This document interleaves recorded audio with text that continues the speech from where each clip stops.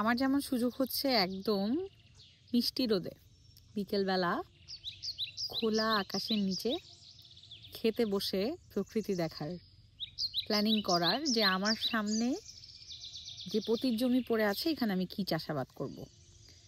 দ্বিতীয় বছরের মতো আমার কৃষি প্রজেক্টে আমি যুক্ত করতে যাচ্ছি গম, ভুট্টা, পেঁপে এবং আলু।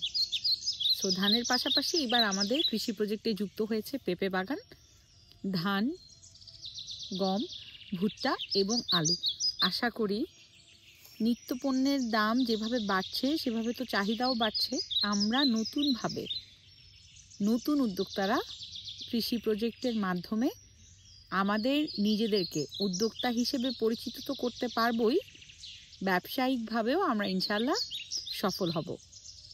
আপনারা যারা আমার সঙ্গে কৃষি প্রজেক্টে যুক্ত ছিলেন